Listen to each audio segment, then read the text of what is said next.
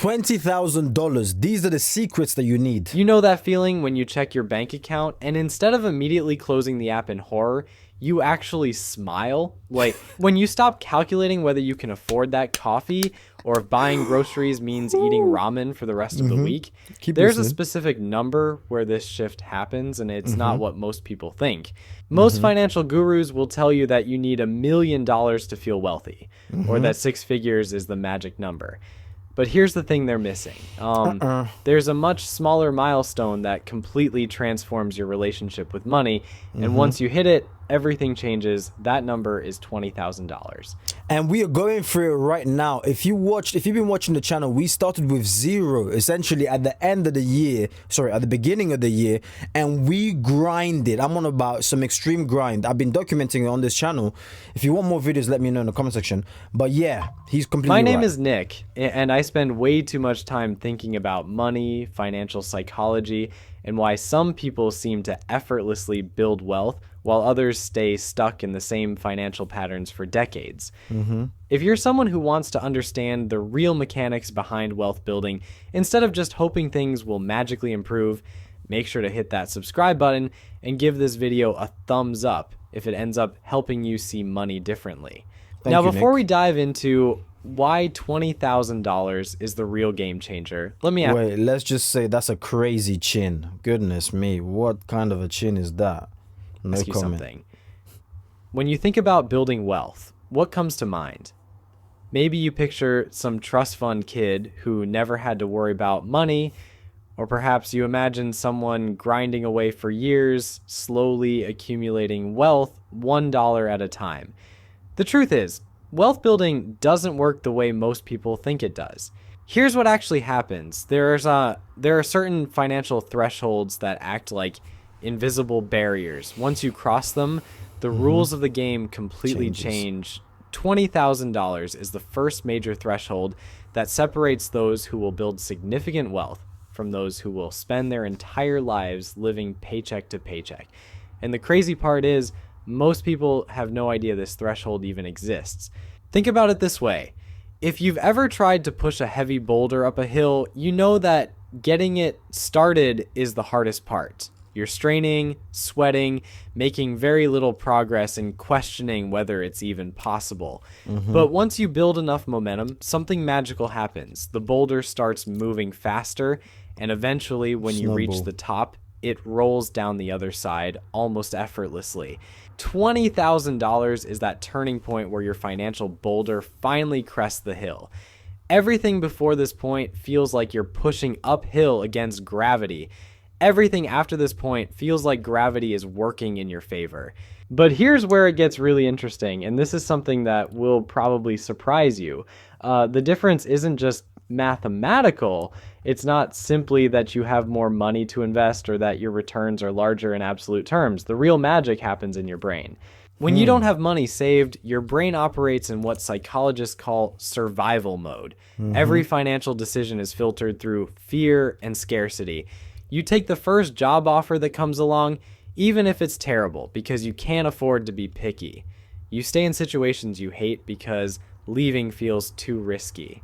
You say yes to things you don't want to do because you need the money. This isn't just about being practical or responsible. When you're in survival mode, your brain literally can't think about... That's another crazy chin. Goodness me, what is going on with these chins? But no, he's completely right. You get the freedom to be able to choose. No, I don't want to do this. I don't want to spend time here. I don't want this job. It recently happened to me. I went to it. It really, to be honest with you, I thought it was going to be a great job, right? Interview and everything. Killed it, successful. They said they'll get back to me in under a week. I'm like, you definitely, yeah, we'll get back to you, if anything. They never got back to me, and here's the kicker. He told me, if we don't believe you're the right fit for us, we will let you know regardless. So regardless, we will get back to you. In the interview, they were telling me how they're at the top of the industry, they're this, they're that. I was like, that's absolutely fine. I'm okay with that. But he added that, so we're not like, we're sought after, so people want to come towards us. So we don't really, it was basically insinuating like, we don't need you, but this will be good for you. That kind of vibe. And because of the current financial situation we're in, it allowed me to not be desperate. They never got back to me, and I never reached out to them like, what, to beg, like, oh, I'm just wondering what happened to that. Hey, if I'm not the right fit, if you don't have the same likeness or the same attitude that I have, which is like, I want to work with you guys. If you don't want to work with me, hey, it's not by force, my friend. Why? Because of the freedom, because of the buffer financially we've been able to build thus far. Growth and opportunity. It's like trying to plan a vacation while your house is on fire. Your mental bandwidth is completely consumed by immediate threats and short-term survival. But something remarkable happens when you cross that $20,000 threshold. Suddenly, your brain has the space to think differently. Abundance Instead of asking, mindset. how do I survive until next paycheck? You start asking, how can I grow this money? Instead of being reactive to whatever financial crisis pops up, you become proactive about building wealth. Research from Vanguard shows that having just $2,000 in emergency savings increases your financial well-being by 21%. That's a big number. $2,000. That's less than most people spend on a vacation or a fancy laptop. But that small buffer creates a massive psychological shift because it moves you out of pure survival mode. When you push that emergency fund to 3 to 6 months of living expenses, which for most people lands somewhere around $20,000, you get another 13% boost in financial well-being. But more importantly, you've now created enough breathing room for your brain to start thinking about wealth building instead of just wealth preservation. Here's where the math starts getting really exciting. Let's say you're saving $1,000 every month and earning an 8% return on your investments. Getting to your first $20,000 takes about 19 months of consistent saving and investing. That's a year and a half of discipline, sacrifice, and delayed gratification. It's not easy, and frankly, most people give up somewhere along the way. But here's the part that will blow your mind. Your second $20,000 doesn't take another 19 months. It only takes about 17 months. Why? Because now you've got that Compound first interest, $20,000 working alongside your monthly contributions, generating its own returns. Think about this for a second. You did the exact same amount of work, saved the same amount of money each month, took the same level of risk with your investments, but you shaved 2 full months off the timeline just because you had more money working for you. That's the power of compound interest starting to kick in.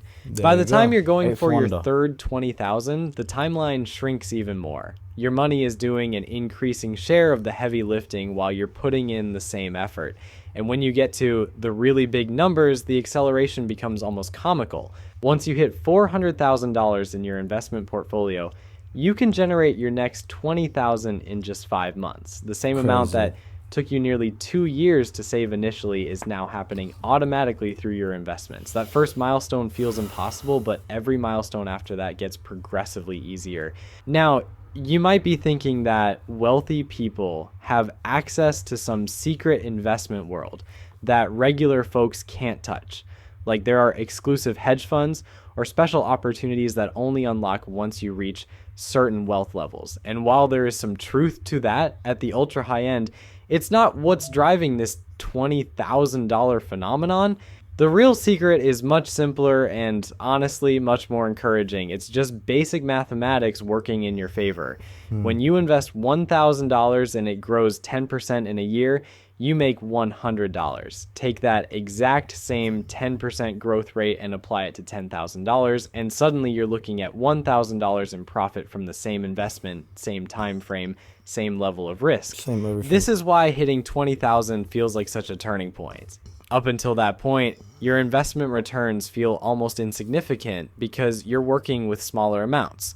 A 10% return on $2,000 is $200. Nice, but not exactly life-changing. But a 10% return on $20,000 is $2,000. Now, we're talking about money that actually matters. When you've got $20,000 sitting in investments earning 8% annually, that's $1,600 flowing into your account over the course of a year without you having to lift a finger. Money you didn't have to earn through your job.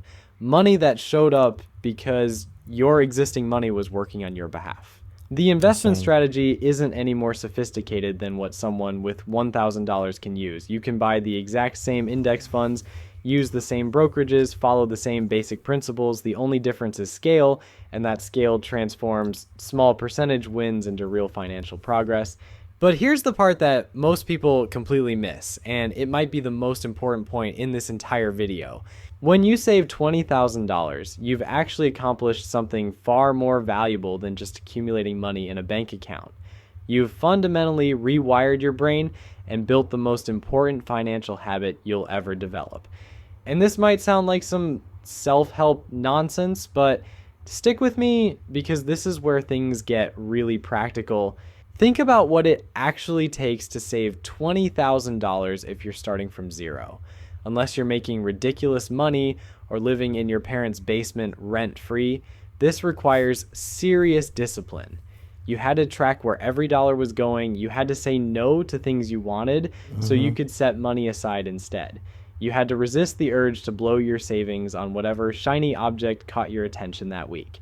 Most importantly, you had to do all of this consistently for months or even years. And here's the kicker. You proved to yourself that you can control your money instead of letting it control you. Deep. You became the type of person who can delay gratification when it really matters. That's not just a financial skill, that's a life skill. This identity shift is huge because it affects every financial decision you make going forward. Before you had $20,000 saved, buying a $4 coffee might have required mental gymnastics about whether you could afford it. After you hit 20,000, you're not sweating the small stuff anymore because you know you have your priorities straight. You've proven you can make the big sacrifices when necessary. But there's another psychological shift that happens at this level that most people don't talk about. You start seeing opportunities instead of just threats. When you're living paycheck to paycheck, every unexpected expense feels like a disaster. Your car needs repairs, your laptop dies, your rent goes up. These aren't opportunities, they're financial emergencies that derail your entire month. But when you have $20,000 in the bank, these same events become minor inconveniences at worst. Your car needs repairs, annoying but not catastrophic. Your laptop dies, time to upgrade to something better. Your rent goes up, maybe it's time to finally look for a better place or negotiate your salary. Even better, you start noticing opportunities that were always there, but you couldn't take advantage of before. Your friend mentions they're starting a business and looking for investors. Before, you would have thought, that sounds interesting and moved on. Now you can actually consider whether it's worth throwing $5,000 at it. A killer deal pops up on a rental property that needs some work. Before, you would have scrolled past it on Zillow and maybe felt a little envious. Now you can run the numbers and see if it makes sense as an investment. Your boss mentions there's a conference in another city that could be great for your career, but the company won't pay for it. Before, you would have made excuses about why you can't afford to go. Now you can weigh the potential return on investment.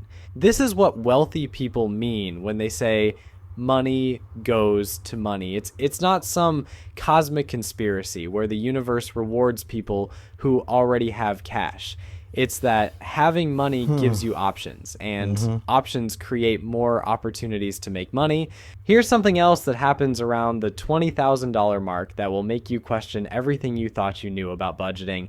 You start caring less about small expenses and more about big ones. I know that sounds backwards, but hear me out. When you're broke, you obsess over every purchase. Should I buy the name brand cereal or the generic version? Is it worth spending $3 on coffee when I could make it at home? Should I get the premium gas or the regular?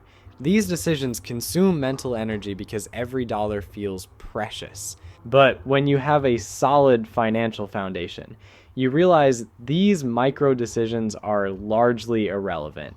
The difference between spending $3 on coffee versus making it at home is maybe $1,000 per year if you're really going overboard. That's not nothing, but it's not going to make or break your financial future either.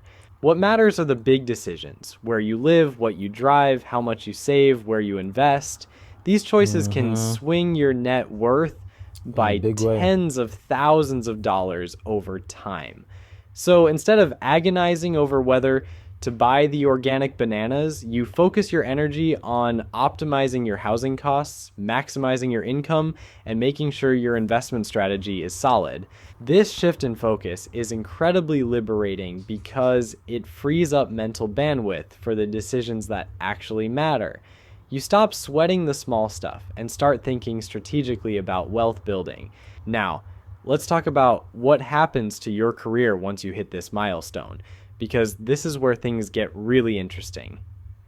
Having 20,000 saved doesn't just change your relationship with money, it changes your relationship with work. When you're living paycheck to paycheck, you're essentially trapped in whatever job you currently have. Your boss could be terrible, Doesn't feel good. your coworkers could be toxic, the work could be mind-numbing, but you can't leave because you need that next You got paycheck to bills. survive. This puts you in an incredibly weak negotiating position. You can't ask for a raise because you're afraid they might fire you. You can't push back on unreasonable demands. And by the way, people can feel it as well. It's like an energy. It's an energy that can be felt that this person is desperate. So even if you build up courage, okay, I'm gonna ask for it, and the way you ask, people could just tell, nah, you need this more than, yeah, no, you're not getting a raise. But you're not getting a raise. No one else. But when somebody comes in and there's an energy, specific energy about them that, why is he so confident? Because you need Got the money in job the bank, more baby. than they need you. You can't explore other opportunities because taking time off for interviews feels too risky. You're stuck, and everyone knows it. But $20,000 changes the entire dynamic. Suddenly, you have what I call walking away money.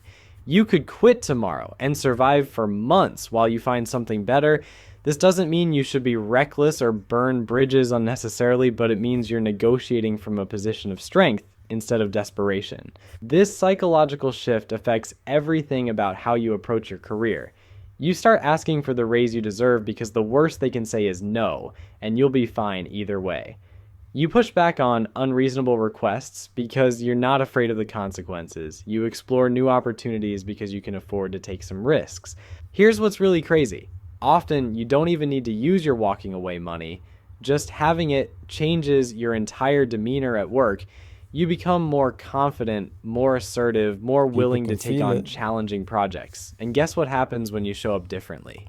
People notice. And they Suddenly treat you you're differently. getting better assignments, more recognition, and yes, more money. It's like having a secret superpower that you hope you never have to use, but knowing it's there changes everything about how you operate. And the best part is the more confident and successful you become at work, the faster you build wealth, which gives you even more options and confidence. It's a positive feedback loop that accelerates over time. But here's where most people mess this up, and I see it constantly. They hit $20,000, feel that psychological shift, and then immediately blow it on something stupid. Maybe they decide they deserve a new car since they've been so disciplined, or they take an expensive vacation because they've earned it, or they use it as a down payment on a house they can't really afford. Don't do this.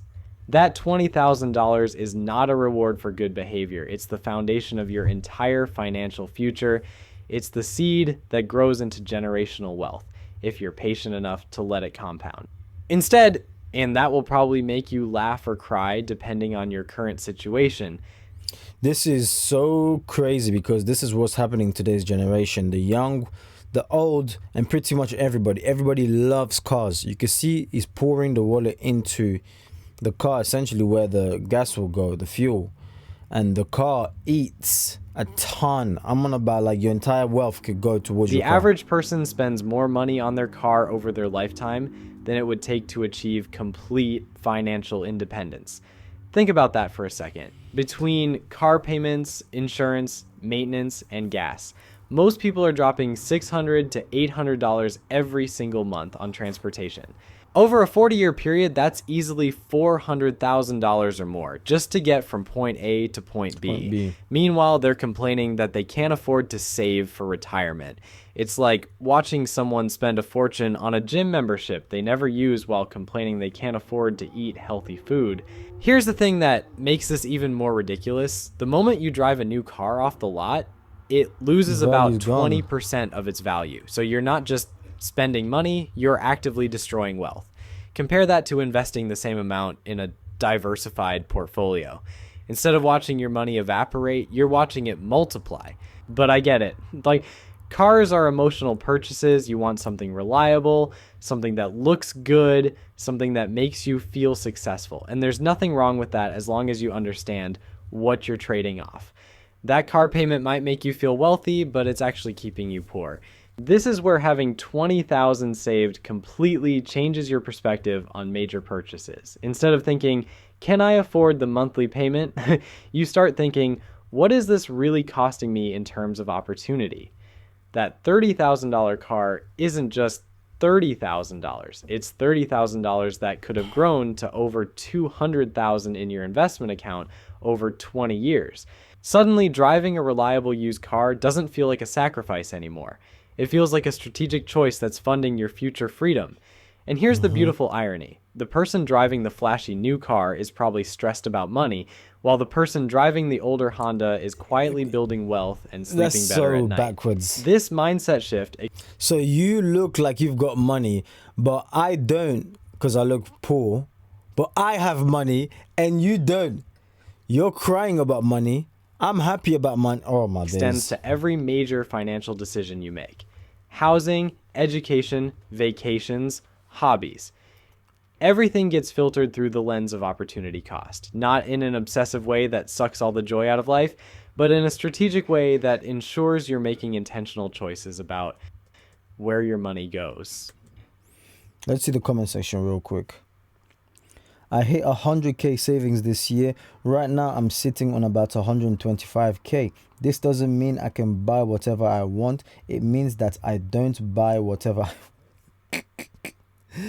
Well, 20 years old and just hit 35k saved. Wow, that's incredible. Incredible. At 20 years old, like, wow. Also, let me zoom into it. Also, once you have saved the first 20k, you have developed the habits of doing so. I was going to say this in the video, and you can see yourself, you can see yourself the very real results. Saving significant amount of money no longer seems like an impossible task. You now feel confident in your ability to do so, or to do it. Now your experience and your confidence will drive you even higher. You have no longer... Okay, cool. Very nice. It's not what you earn, it's what you keep. Waiting for your video, why everything changes after 69. That's a good one. I'm glad you made this video. I recall when I was homeless and faced many things. Life until 23,000 bike weekly began rolling in, and life went from a homeless nobody to a person with good. Amazing. Yeah, these are all amazing comments. Your description of psychology of money is spot on. I saved up my first 11,000 5 years ago. Surely okay. Yeah, everybody agrees. I'm at a stage where 25k is what I spend on my vacation. If you're watching this, there'll be a motivation basically. Wow, that's amazing. Look at the replies. How long does it take? Why would you do that? I did get it. I mean, he must be a multi-millionaire. 25k on a holiday. I don't even see the need, to be honest. But yeah, if you're a multi-millionaire, 25k is not a lot to spend on a vacation. I hear it. I make around 180k a year with 1.5 in savings and investment, and I still don't spend 25k on vacation. I guess it's all context though. If you are a family of 4, then it's a lot easier to spend 25k. But as a single person, the most I spent is 10. Well, even as a single person, goodness me, bro, these numbers are crazy. As a single person, the most I spent was 10k. Yeesh. Then don't spend 25k on a vacation, just spend 1,500. The comment section here was absolutely ridiculously funny and good, mixed with good. But look, let me know in the comment section down below, where are you currently? How much have you saved? Have you saved 25? Have you saved 10, 15? I want to know, because I find it very interesting, and as you've just seen, I read all the comments. Like the video, and you, my friend, I'll catch you on the next one. God bless.